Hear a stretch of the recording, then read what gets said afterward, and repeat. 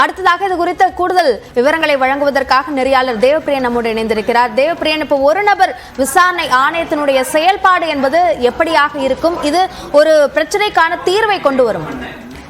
ஒரு நபர் விசாரணை ஆணையத்துடைய மிக முக்கியமான நோக்கம் இந்த அறிக்கையில் குறிப்பிடப்பட்டிருக்கிறது.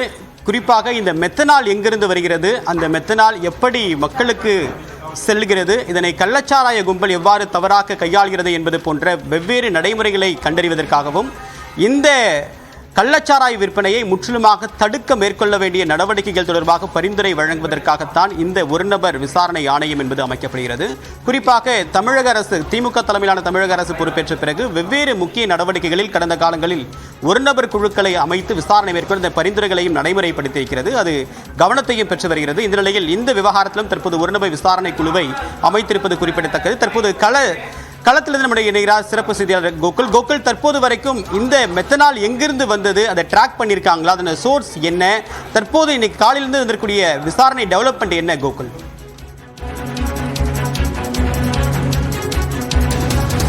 தற்பொழுது சிபிசிஐடி போலீசார் தன்னுடைய விசாரணையை தொடங்கியிருக்காங்க. சிபிசிஐடி ஐஜி அன்பு தலைமையில் சிபிசிஐடி போலீசார் விசாரணை மேற்கொண்டு வர்றாங்க. சம்பவ இடத்திற்கு, அதாவது அந்த கள்ளச்சாராயம் விற்பனை செய்யப்பட்ட அந்த கருணாபுரம் பகுதிக்கு சென்று சிபிசிஐடி ஐஜி அன்பு மற்றும் இந்த வழக்குடைய விசாரணை அதிகாரியாக இருக்கக்கூடிய ஏடிஎஸ்பி கோமதி உள்ளிட்டோர் சம்பவ இடத்துக்கு சென்றிருக்காங்க. குறிப்பாக தற்பொழுது தமிழக டிஜிபி மற்றும் உள்துறை செயலர் இருவருமே கள்ளக்குறிச்சிக்கு இந்த சம்பவம் தொடர்பாக விசாரணை நடத்துவதற்காக தற்பொழுது கள்ளக்குறிச்சிக்கு விரைந்திருக்கிறார்கள்.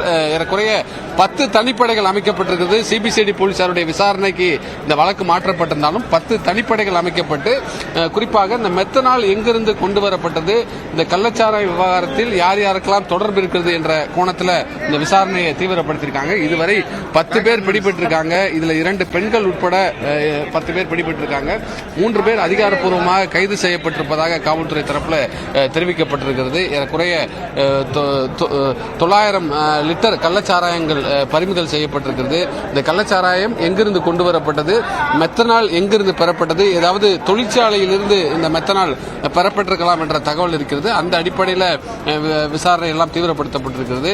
இன்னும் 2 தினங்களுக்குள் இந்த காவல்துறை விசாரணை அறிக்கையை தமிழக டிஜிபி மற்றும் உள்துறை செயலர் இருவரும் தாக்கல் செய்ய இருப்பதாக தமிழக முதலமைச்சருடைய அறிக்கையில் குறிப்பிடப்பட்டிருக்கிறது.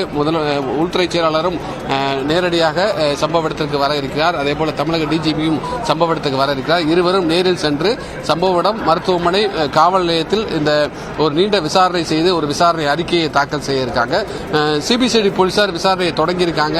சிபிசிஐடி ஐஜி அன்பு கள்ளக்குறிச்சி காவல் நிலையத்திற்கு சென்று முதற்கட்டமாக இந்த வழக்கு தொடர்பான ஆவணங்களை ஆய்வு செய்தார். அதன் பின்பு சம்பவ இடத்திற்கு சென்றிருக்கார். கைது செய்யப்பட்ட நபர்களிடம் நேரடியாக விசாரணை மேற்கொள்ளப்பட்டிருக்கிறது. கைது செய்யப்பட்ட நபர்களுடைய பின்னணி ஏற்கனவே காவல் நிலையத்தில் இருக்கிறது.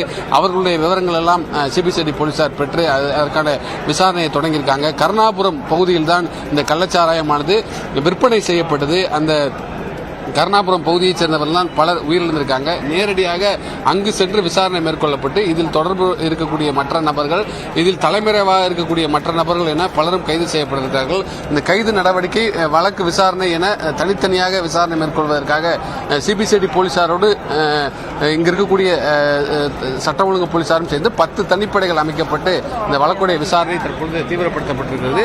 கள்ளக்குறிச்சி அரசு பொது மருத்துவமனையில் பார்க்கக்கூடிய அந்த காட்சிகளை பார்க்கலாம். இன்னும் சற்று நேரத்தில் எதிர்க்கட்சி தலைவர் எடப்பாடி பழனிசாமி மருத்துவமனைக்கு வர இருக்கிறார். அதே போல அரசியல் கட்சி தலைவர்கள் சிகிச்சை பெறக்கூடிய நபர்களை பார்ப்பதற்கும் அவர்களுக்கு ஆறுதல் தெரிவிப்பதற்கும் வர இருக்காங்க. எந்தவித ஒரு சட்ட ஒழுங்கு பிரச்சனையும் ஏற்படாமல் இருப்பதற்கு கள்ளக்குறிச்சியில் காவல்துறை குவிக்கப்பட்டிருக்கிறது. ஏறக்குறைய 7 மாவட்ட எஸ்பிகள் இங்கு வரவழைக்கப்பட்டிருக்கார்கள். 1000 போலீசார் இங்கு குவிக்கப்பட்டு பாதுகாப்பில் ஈடுபட்டு வராங்க. இந்த தற்பொழுது கள்ளக்குறிச்சியுடைய மருத்துவமனை வளாகத்துடைய காட்சியை தான் நம்மளுடைய ஒளிப்பதிவாளர் மணிகண்டன் காட்சிப்படுத்திக் கொண்டிருக்கிறார். உறவினர்கள் தவிர மற்ற யாரும் உள்ளே அனுமதிக்கப்படவில்லை. மருத்துவ குழு கள்ளக்குறிச்சி மருத்துவமனையில் இருக்கீங்க. எத்தனை பேர் தற்போது கருணாபுரம் பகுதியிலிருந்து புதிதாக இன்று காலையிலிருந்து வந்து சேர்ந்திருக்காங்க? இன்பேஷன்ட்டுடைய வருகை நேற்று வரைக்கும் இருந்தா இன்னைக்கு காலையிலிருந்து ஏதாவது அதிகரிச்சிருக்கா? எண்ணிக்கை கூடி இருக்கா? நிச்சயமாக நேற்று இரவு 72 என்ற எண்ணிக்கையில் இருந்த இந்த சிகிச்சை பெறக்கூடிய எண்ணிக்கை தற்பொழுது 110 தாண்டி இருக்கிறது. 110 பேர் சிகிச்சைக்காக அனுமதிக்கப்பட்டதில் ஏறக்குறைய 36 பேர் உயிரிழந்திருக்காங்க. இங்கு சிகிச்சை மட்டுமல்லாமல் இங்கிருந்து மேல் சிகிச்சைக்காக சேலம் அரசு பொது மருத்துவமனை, விழுப்புரம் அரசு பொது மருத்துவமனை, ஜிப்மர் மருத்துவமனை உள்ளிட்ட மருத்துவமனைகளுக்கும் இங்கிருந்து சிகிச்சைக்காக அனுப்பி வைக்கப்பட்டார்கள். அவர்களுக்கும் தேவையான சிகிச்சைகள் அளிக்கப்பட்டு வருகிறது. ஏற்கனவே முதலமைச்சர் இந்த மருத்துவக் குழுவோடு ஆலோசனை நடத்தி அதற்கான உத்தரவுகளையும் பிறப்பித்திருக்கிறார். இன்னும் சற்று நேரத்தில் எதிர்க்கட்சித் தலைவர் இங்கு வந்து சிகிச்சை பெறக்கூடியவர்களை நேரில் சந்தித்து அவர்களுக்கு ஆறுதல் தெரிவிப்பதற்காக வருகிறார். அதேபோல இழப்பீடு வழங்க வேண்டும் என்ற கோரிக்கையை தொடர்ந்து இங்கு இருக்கக்கூடிய பாதிக்கப்பட்டவர்கள் வைத்திருந்த நிலையில் தற்பொழுது உயிரிழந்தவர்களுக்கு 10 லட்சம் ரூபாய் நிவாரணத் தொகையை தமிழக அரசு அறிவித்திருக்கிறது. அதாவது சிகிச்சை பெறக்கூடியவர்களுக்கு 50,000 ரூபாய் நிவாரணத் தொகையானது அறிவிக்கப்பட்டிருக்கிறது. அதேபோல இந்த வழக்கு தொடர்பாக விசாரணை ஆணையமும் அமைக்கப்பட்டிருக்கிறது. ஒரு நிரந்தர தீர்வாக இந்த கள்ளச்சாராயத்தை தடுப்பதற்கு ஒரு நிரந்தர தீர்வுக்காக இந்த விசாரணை ஆணையம் அமைக்கப்பட்டிருக்கிறது. ஓய்வு பெற்ற நீதியரசர் கோகுல்தாஸ் தலைமையில் இந்த விசாரணை ஆணையம் அமைக்கப்பட்டிருக்கிறது. குறிப்பாக மெத்தனால் எங்கிருந்து கொண்டு வரப்பட்டது, இந்த சாராயம் எப்படி விஷமாக மாறியது, இதில் வேறு ஏதாவது பின்னணி இருக்கிறதா, குறிப்பாக தொழில் போட்டி இருக்கலாம் என்ற ஒரு கோணத்திலையும் காவல்துறை விசாரிக்கிறாங்க. ஏனென்றால் கள்ளச்சாராயத்தை பல குழுக்கள் தனித்தனியாக விற்பனை செய்து வருகிறார்கள்.